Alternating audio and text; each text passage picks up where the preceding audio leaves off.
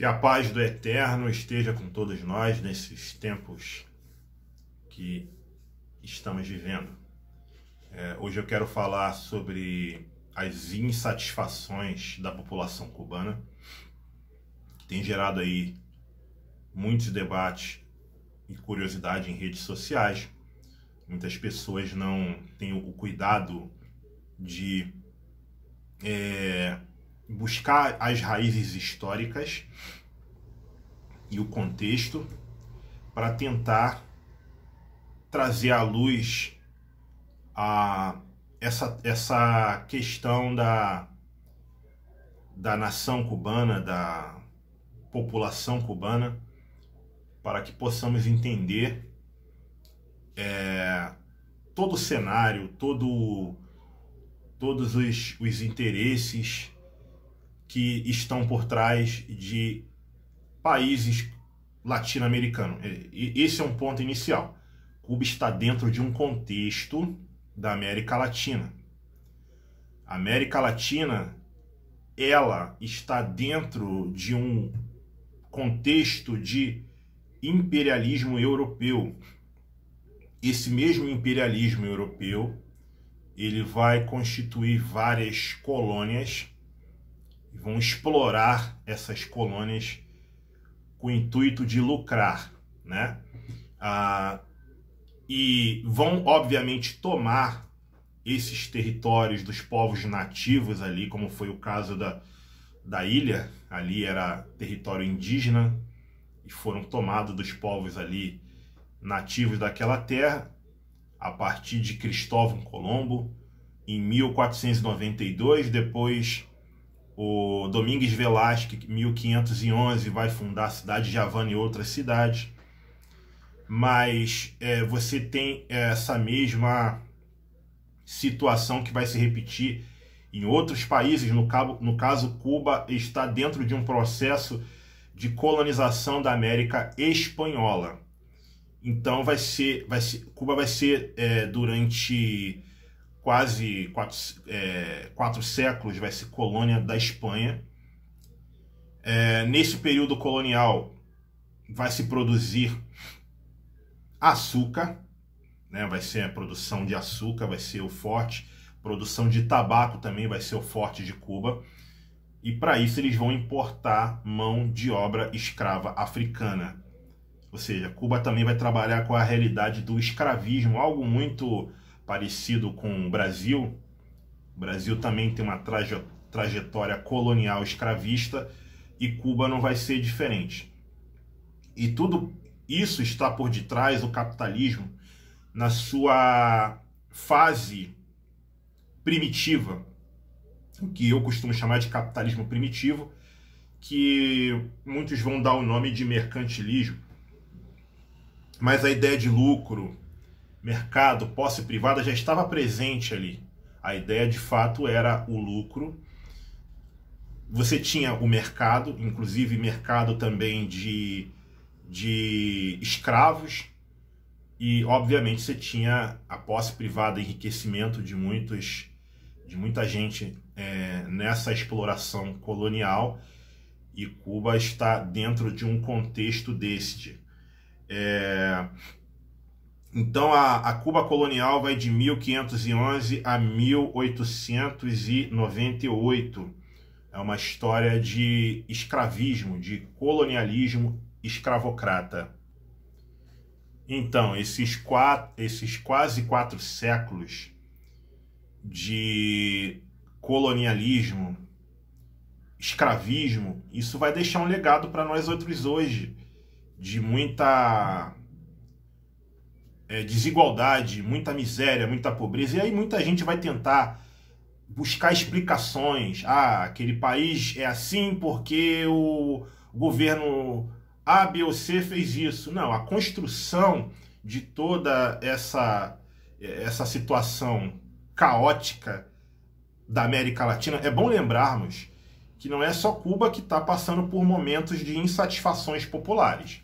A Colômbia está tendo manifestações com muitas mortes, Brasil, Chile, vários países estão passando por momentos de insatisfações de fato, a América Latina ela tem uma desigualdade social histórica não resolvida. De fato, a América Latina ela tem essa questão de colônia, de neocolônia, tem a questão de um atraso social, enfim, tem vários problemas históricos que você vai entender se você entender aqui a questão dos impérios europeus que colonizaram aqui e que deixaram todo esse legado para nós outros hoje. E você tem a independência cubana em 1898, com a participação dos Estados Unidos ajudando nessa independência. Você tem o fim da importação de escravos, que era uma prática aí de quase 400 anos, em 1865, e a abolição da escravidão lá em 1886. Os Estados Unidos ajudou nesse processo. Bom, a gente vê que, assim como foi no Brasil, você tem a questão até o ideal da Revolução Francesa. Você tem a questão da liberdade, mas não tem um outro ideal da Revolução Francesa, que é a igualdade. Esse é o grande problema. Você liberta os escravos, mas você dá liberdade, mas não dá igualdade, e vai gerar uma sociedade desigual e vai gerar problemas, né? Porque você vai ter uma elite, um grupo vivendo numa condição muito excelente, enquanto aquele grupo ali que, historicamente falando, foi escravos importados africanos para trabalhar como escravos aqui, né, na produção de produtos na colônia, e eles vão ter uma condição de vida muito inferior à de outros grupos mais elitizados e outros nem tão elitizados assim. Isso tem tudo a ver com aquilo que eu falei lá atrás, a construção da colonização aqui na América Latina por impérios europeus. Então, você vai ter essa independência de Cuba com a ajuda dos Estados Unidos. Cuba vai se tornar um protetorado americano. O que vai significar isso? Vai ser, teoricamente, vai ser uma nação independente, mas nas questões estrangeiras, decisões internacionais, vai ter que estar subordinado aos Estados Unidos. Na prática, vai ser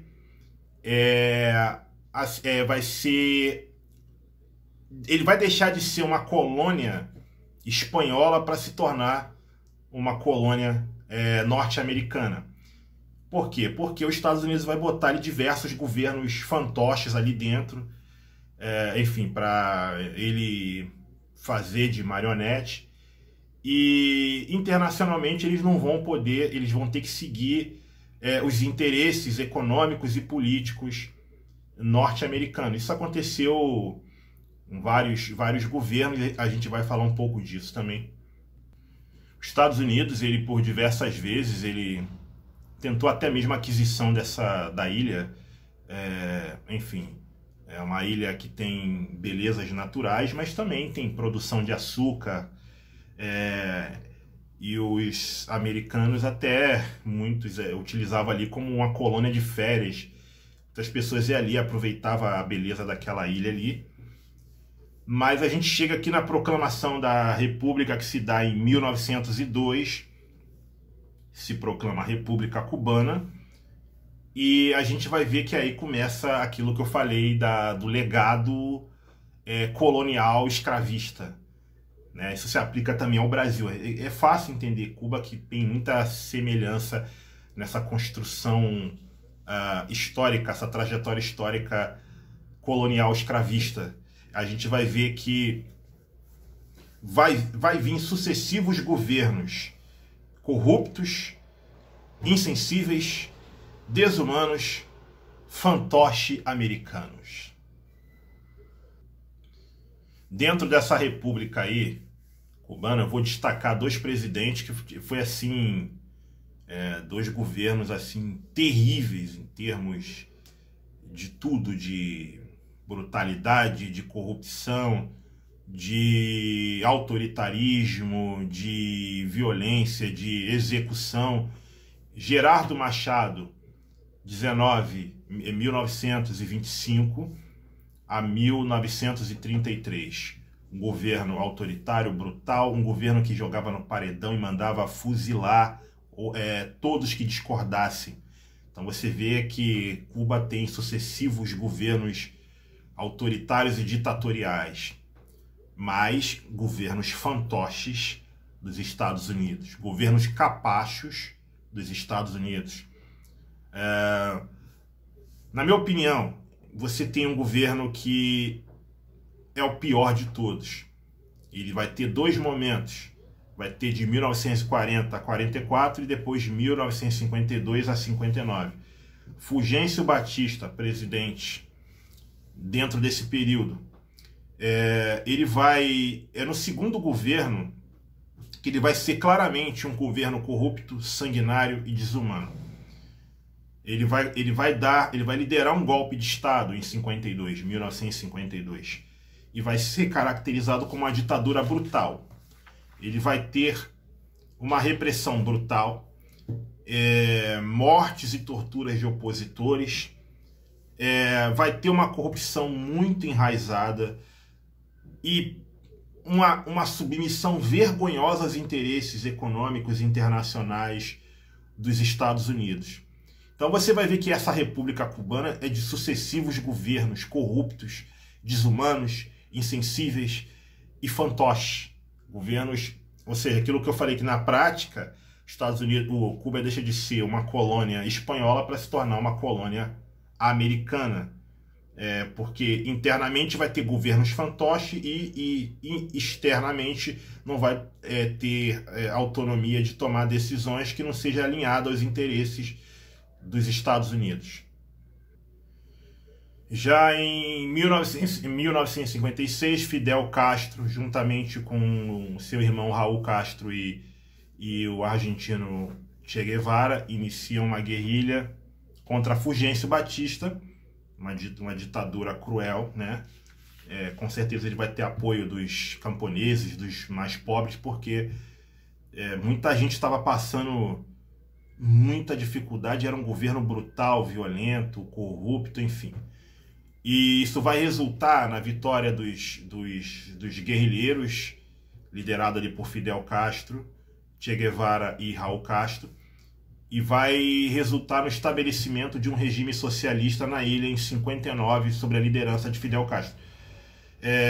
Muita gente caracteriza o socialismo unicamente dentro de um regime ditatorial.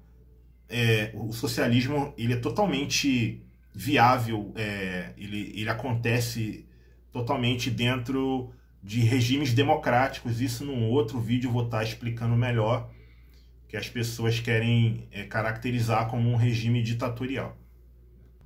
Então aqui para finalizar aqui o vídeo, o que acontece?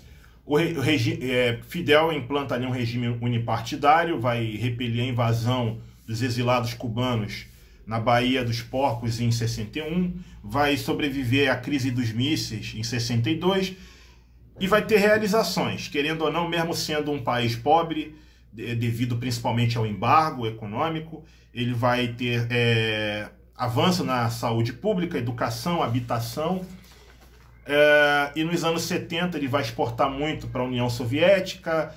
Com o desmonte da União Soviética, isso vai fazer com que Cuba tenha uma queda econômica, isso vai refletir nos seus serviços sociais.